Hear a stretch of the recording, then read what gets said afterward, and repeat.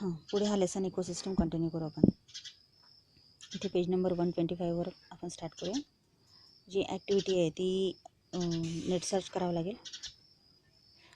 त्याच्यानंतर आहे do you know about 150 years ago Dudhwa forest was habited for single horn rhino. म्हणजे हे जे दुधवा नॅशनल फॉरेस्ट आहे तिथे आधी सिंगल हॉर्न रायनो म्हणजे सापडायचे. सिंगल हॉर्न रायनो दुधवा कुठे आहे? दुधवा UP-मध्ये आहे. सिंगल हॉर्न रायनो आता सध्या कुठे सापडतात रे? आसाममध्ये. म्हणजे विचार कर की त्यांचं जे हॅबिटेट होतं ते UP-पर्यंत पोचलेलं होतं, पण आता ते फक्त आसामपुरतं मर्यादित राहिलं. But in 20th century this animal became extinct due to unrelenting hunting. म्हणजे इथला जो सिंगल हॉर्न रायनो होता तो तिथून एक्सटिंक्ट झाला.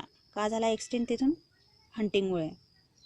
ऑन 1 एप्रिल 1984 तिथे परत त्याला रिस्टोअर करण्याचा प्रयत्न केला गेला आणि they were bred in कॅप्टिव्हिटी.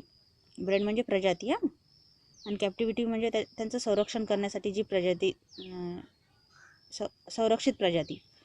And then released in their habitat. For this 27 square kilometer grassland and forest where round the year water sources were available were selected. म्हणजे विचार कर की त्यांची जी हॅबिटेट आहे ती परत तिथे वस्ती त्यांची वसवण्यासाठी भारत सरकारने केलेले प्रयत्न. 27 स्क्वेअर किलोमीटर ग्रासलँड तिथे तयार केलं. तिथे वर्षभर पाण्याची अवेलेबिलिटी ठेवली आणि तिथे 2 ऑब्झर्वेटरीज स्थापन केल्या गेल्या त्यांच्यावर लक्ष ठेवण्यासाठी. तेव्हा कुठे ते सक्सेसफुल झालं होतं 20th सेंचुरीमध्ये. आपण कोणत्या सेंचुरीमध्ये राहतो? 20th century. 21व्या शतकात. Evergreen forest it's a natural ecosystem where variety of plants, animals and abiotic factors found. Evergreen या शब्दातूनच समजते आपल्याला. म्हणजे तिथे सगळे इकडे अशी म्हणजे हिरवळ. आता कम्प्लीट द टेबल आहे खाली. नॅशनल पार्क आणि किंवा सँक्च्युरी आणि स्टेट्स आहेत. गिर कुठे आहे रे? गुजरात. हां. दाचिगम तामिळनाडू. नाही, जम्मू काश्मीरमध्ये आहे. तिथे हंगुल म्हणजे काश्मीरचे स्टॅग फेमस आहेत. रणथंबोर राजस्थान. इथे काय रॉयल बेंगॉल टायगर्स सापडतात. दाजीपूर नाही. दाजीपूर हे कोल्हापूरला आहे. राधानगरी म्हणतात त्याला आता. त्याच्यानंतर काझीरंगा आसाम. काय आहे काझीरंगामध्ये फेमस? बायसन, गवा. Sundarban West Bengal. ओडिशा. काय आहे तिथे? Mangrove forest. मेळघाट महाराष्ट्र. सह्याद्रीमध्ये है ना. निलगिरी, सांबर, बर्ड्स वेगवेगळे. म्हणजे ते एक कम्प्लीट बायोडायव्हर्सिटीचं एक झोन आहे. पेरियार कुठे आहे? साऊथमध्ये कुठे? केरला. तिथे काय आहे? टायगर्स आहेत ना. टायगर रेस्टोरेशन चालू आहे तिथे. Do you know many ecosystems are conserved in around 520 sanctuaries and national parks in India. The Great Himalayan National Park is the largest sanctuary where white panther, a rare species, is conserved. White panther. Great Himalayan national पार्कमध्ये जी largest sanctuary आहे. आता बी आहे काय? Elephants, wild bears, wild buffaloes, deers, tigers, panthers are conserved at Kaziranga, Assamमध्ये. 2/3 of the total number of single horn rhinos in the world is found at Kaziranga. The sanctuary at Bharatpur is famous for aquatic birds. म्हणजे जे पाण्याच्या प्रजाती आहेत, म्हणजे पाण्यातल्या ज्या प्रजाती आहेत ॲक्वॅटिक बर्ड्स, किंवा मग जे पाण्यावर जसं की हे क्रेन्स है ना, फ्लेमिंगोज, हे येतात दरवर्षी. त्यांच्यासाठी हे फेमस आहेत sanctuaries. Ranthambore sanctuary is famous for tigers. मागेच बोललो आपण ना. Gir forest in Gujarat is the only habitat किंवा shelter for the spectacular Asian lion. Asiatic lion हे फक्त गिरमध्ये सापडतात आणि ते पाहण्यासाठी किती विलोभनीय असतात हे आपल्याला त्या स्पेक्टॅक्युलर या शब्दातून समजतं. Aquatic ecosystems. 71% of the Earth's surface is covered by water and only 29% has land on it. Therefore, study of aquatic biomes becomes very important. म्हणजे पहा 71% जर भाग अर्थचा हा पाण्याखाली असेल तर आपल्याला ॲक्वॅटिक बायोम शिकणं किती गरजेचं आहे हे याच्यातून समजून येतं. According to area aquatic biomes are wide spread. एका ठिकाणी थोडी येते है ना, सगळीकडे विखुरलेलं आहे. Types of aquatic ecosystems are fresh water ecosystem, marine ecosystem, creek ecosystem. Creek म्हणजे काय रे? जे असे दरीत जातात ते खाडी. खाडी. आता a fresh water ecosystem. Ponds, lakes and rivers are included in aquatic ecosystems. बरोबर आहे. The transition of energy in these ecosystems is through water currents and rivers. Water currents माहिती आहे ना तुला? माहिती आहे? कसे असतात वॉटर करंट्स? कुठे असतात पहिल्यांदा सांग. म्हणजे एकदम अशा किनाऱ्यावर असतात ते. नाही नाही नाही नाही. वॉटर करंट हे ओशनमध्ये असतात. म्हणजे महासागर जे असतात की नाही, जसं की आता सर्वात मोठं कोणतं आहे? पॅसिफिक आहे. मग पॅसिफिक, अटलांटिक, याच्या हिंदी महासागर याच्यामध्ये ना असे करंट्स असतात. म्हणजे असं समज की ह्या नद्या असतात जिथून असे गरम पाण्याचे किंवा थंड पाण्याचे प्रवाह वाहत असतात. स्प्रिंग आणि कोल्ड स्प्रिंग. स्प्रिंग वेगळे, ते तर झरे झाले. पण नद्या अशा म्हणजे समुद्रातल्या समुद्रातच एक असा पट्टा तयार होऊन जातो की जिथून हे कोल्ड करंट्स वाहतात. म्हणजे असं समज की समुद्रामध्ये एक असा पर्टिक्युलर झोन आहे, त्या झोनमधून ह्या नद्या वाहतात. गरम प्रवाह किंवा थंड प्रवाह असे वाहतात. जे पोलर म्हणजे पोलकडून येतात, म्हणजे नॉर्थ पोल साऊथ पोलकडून येतात ते थंड प्रवाह, आणि जे विषुववृत्ताकडून इकडे जातात पोलकडे जातात ते गरम प्रवाह. म्हणजे ह्या अशा नद्या जुन्या काळी व्यापारी लोक जहाजातून ज्यावेळेस व्यापार करायचे त्यावेळी त्याचा वापर करायचे. म्हणजे कोल्ड करंटचा वॉर्म करंटचा, जेणेकरून समुद्रातून लवकरात लवकर ते दुसरीकडे जाता येते. ठीक आहे. Currents and river. Decomposers are at bottom of the water reservoir. Decomposers are at the bottom of water. Decomposers हे जनरली कुठे सापडतील? वॉटर रिझर्वायरच्या तळाशी. They decompose dead bodies of plants and animals, convert into abiotic factors.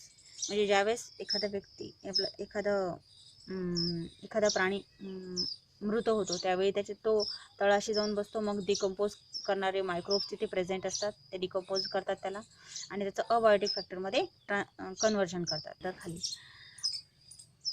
R the local ecosystems like river, ponds, lakes safe? हो, safe आहेत.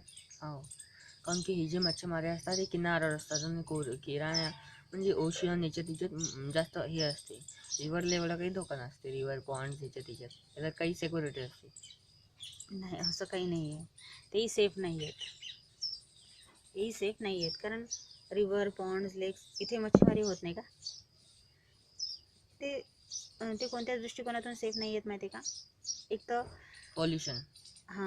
कारखान्याचा धूर, कारखान्याचा म्हणजे ते प्रदूषित पाणी, त्याच्यामुळे ते सेफ नाही आहेत. त्याच्यामुळे त्यातली जी इकोसिस्टम आहे ती पण सध्या डेंजरमध्ये. Marine ecosystem. मराईन म्हणजे काय? एकदम मोठा समुद्राच्या मध्ये.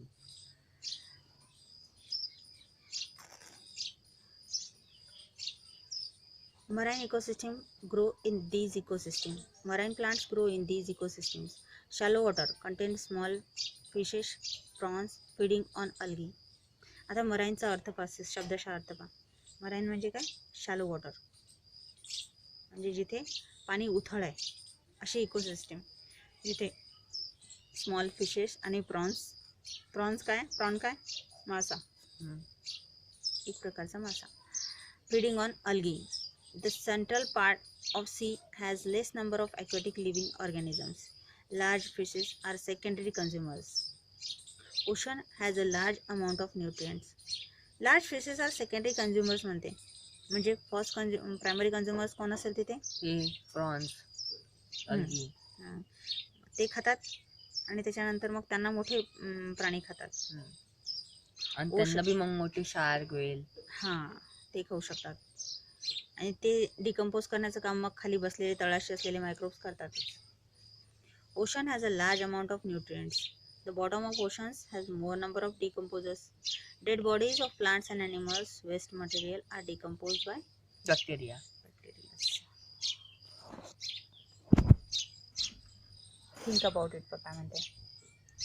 Today, Divija visited a hill. Honeybees were hovering on flowers. Hovering म्हणजे काय? गुंजारव करणे त्यांचा. One of them stung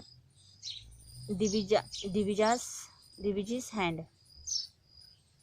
म्हणजे चावला तो दिविजेच्या हाताला.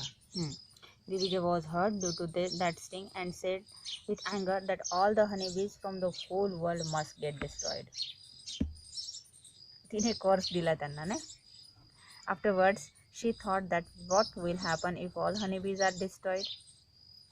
नंतर तिने विचार केला की जर समजा खरंच अशा जर सगळ्या हनीबीज जर डिस्ट्रॉय झाल्या तर काय होईल? काय होईल रे? हनीबी सनफ्लावरचं ते हे नाही चुसू शकतील, नेक्टस नाही चुसू शकतील. नंतर मग हनी बनण्याची प्रोसेस नाही होऊ शकेल. आपण जे हनी तोडतो ते कोण बनवतात? तर हे हनीबी बनवतात. ते हनीबीचे छत्ता नाही भेटेन आपल्याला. छत्ता नाही भेटलं तर हनी नाही भेटेल. विशेष म्हणजे त्या पॉलिनेशनसाठी हनीबीज खूप इम्पॉर्टंट आहेत. म्हणजे हे जे फुलांचं जे पॉलिनेशन असते ना, म्हणजे फुलाची प्रोसेस, फुलण्याची प्रोसेस जे आहे, म्हणजे ते प्रजननासाठी किंवा दुसरे फूल तयार होण्यासाठी ज्या गोष्टी महत्त्वाच्या आहेत त्या पॉलिनेशनच्या थ्रू होतात. म्हणजे त्याचं ते परागीभवन नाही होणार आहे. हनीबी त्याच्यासाठी खूप महत्त्वाचे असतात. Diminishment of ecosystem due to human interference. Diminishment म्हणजे त्याचं अस्तित्व धोक्यात असणे है ना. Many human activities have side effects on functions of ecosystem and causes diminishment. Mining, cutting of trees है ना. So interaction between biotic and abiotic factors are also affected. त्याच्यामुळे अफेक्टेड होतातच. Different human activities have different effects on ecosystem है ना. त्याच्यामुळे भरपूर साऱ्या species पण एक्सटेंड होण्याच्या मार्गावर असतात. हा बा, आता इथे एक पिक्चर दिलेला आहे. तिथे ना असा घाट आहे. त्या घाटावर सगळं ते फुलं आणि त्या निर्माल्याचा कचरा त्या पाण्यात सोडलेला आहे. त्याने नदीची प्रदूषित होण्याची पातळी तर वाढते, पण लोकांना जे पिण्याचं पाणी अवेलेबल नाही आहे ते यांनी, म्हणजे जे आहे तेही पाणी यांनी प्रदूषित होऊन जाते. Human activities responsible for diminishment of ecosystems. Increasing use of resources due to increased population. Resources जास्त, जशी पॉप्युलेशन जास्त तसं त्याचे रिसोर्सेस यूज जास्त. म्हणजे जास्त लोक जर असले तर जास्त पाणी लागेल ना. त्याच्यानंतर अर्बनायझेशन. अर्बनायझेशन म्हणजे काय? शहरीकरण. ज्या लँड्स ॲग्रिकल्चरसाठी यूज होत होत्या त्या आता अर्बनायझेशनमुळे काय झाल्या?